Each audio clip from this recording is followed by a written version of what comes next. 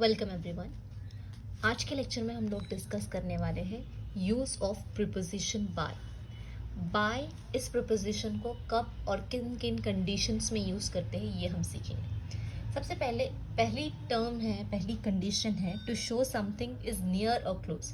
जब हम सेंटेंस में ये शो करें कि कोई नाउन हमारे नज़दीक है, क्लोज है, उस कंडीशन में हम बाय का इस्तेमाल करते हैं। For example, his wife was sitting by him, यानी उसकी वाइफ उसके करीब बैठी थी। His wife was sitting by him, यहाँ पर हमने बाय यूज किया to indicate that the noun is close. ठीक है, हमारा नाउन हमारे करीब में है, ये दिखाने के लिए हमने बाय का यूज किया। सेकेंड उसकी कंडीशन ये है टू शो टाइम। ठीक है, टाइम को शो करने के लिए भी हम बाय का यूज करते हैं, लेकिन ये चीज ध्यान में रखनी है। फॉर एग्जाम्पल, एक टाइम लैप। ठीक है, मैंने अपना काम शुरू किया दोपहर में 2 बजे के वक्त। ठीक है, 2 o'clock को मैंने अपना काम शुरू किया।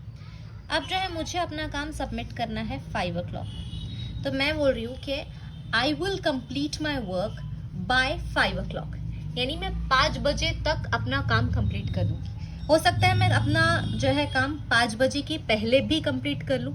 ठीक है, 5 बजे के पहले फॉर एग्जाम्पल 4 o'clock को भी कंप्लीट कर लूँ या 4:45 को कंप्लीट कर लूँ, लेकिन मैं 5 बजे के बाद में अपना काम कंप्लीट नहीं करूँ। मुझे जो है अपना काम, I will complete my work by 5 o'clock।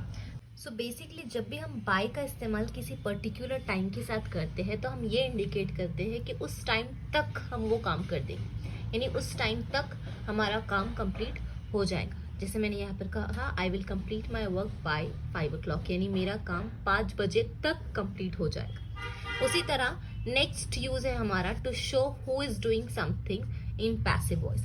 अभी हमने एक्टिव और पैसिव वॉइस पहले ही पढ़ चुके हैं। हम एक्टिव और पैसिव वॉइस क्या होता है? एक्टिव वॉइस एक सिंपल सेंटेंस होता है जिसमें subject plus verb plus object होता है, लेकिन उसी को जब हम पैसिव में कन्वर्ट करते हैं तब उसमें हम बाय ऐड करते हैं। बाय ऐड इसलिए करते हैं हम ताकि हम बताएं कि वो कोई काम, कोई पर्टिकुलर काम किसी के जरिए हुआ है। ठीक है, for example, the decoration of party is done bye my mother, यानी पार्टी का जो डेकोरेशन था वो किसके जरिए हुआ? मेरी मदर के जरिए हुआ।